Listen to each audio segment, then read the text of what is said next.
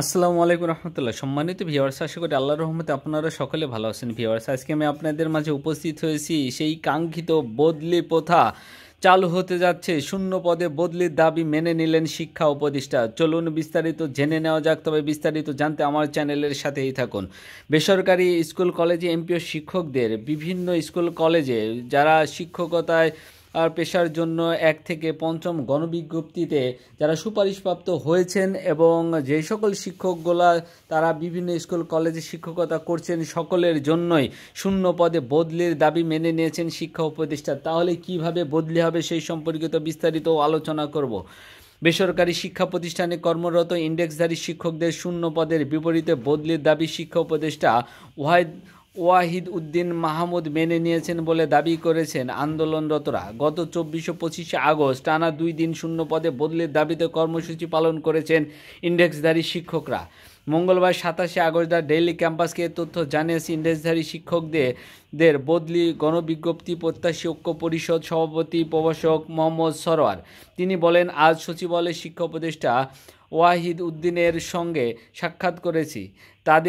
তাকে আমাদের কষ্টের কথা বোঝানোর চেষ্টা করেছি। ইন্ডেক্সধারী শিক্ষকদের দুঃখ গাথা শোনার পর তিনি আমাদের সকল দাবি মেনে নিয়েছেন। দ্রুত সময়ের মধ্যে অধিদপ্তর নির্বিশেষে শিক্ষকদের বদলির ব্যবস্থা করার উদ্যোগ নেবেন বলে আমাদের জানিয়েছেন।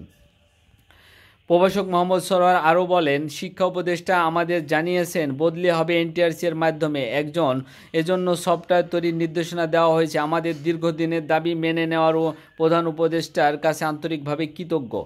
প্রসঙ্গত 2016 সাল থেকে এনটিআরসি গণবিজ্ঞপ্তির মাধ্যমে বেসরকারি শিক্ষা প্রতিষ্ঠানে শিক্ষক সুপারিশ করে আসছে।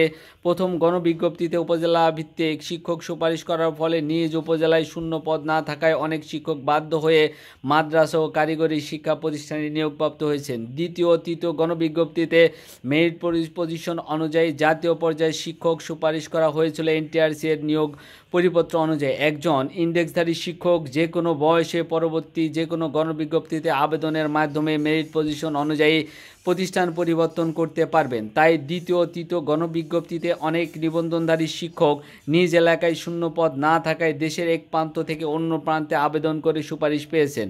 কিন্তু হঠাৎ করে নিয়োগ কর্তৃপক্ষ পরিপত্র 2015 এর 7 নং অনুচ্ছেদে সাময়িক স্থগিত করার কারণে চতুর্থ ও পঞ্চম গণবিজ্ঞপ্তিতে ইন্ডেক্সধারীদেরও আবেদনের সুযোগ বন্ধ করে দেওয়া হয়। ফলে ইন্ডেক্সধারী শিক্ষকেরা এখন সমস্যায় পড়েছেন। বিশেষ করে নারী শিক্ষকদের পাশাপাশি পুরুষ শিক্ষকরাও নিজ উপজেলা থেকে 400-500 কিলোমিটার দূরে এনটিআরসির মাধ্যমে নিয়োগ পেয়ে পরিবার ছেড়ে আরেক জায়গায় চাকরি করছেন।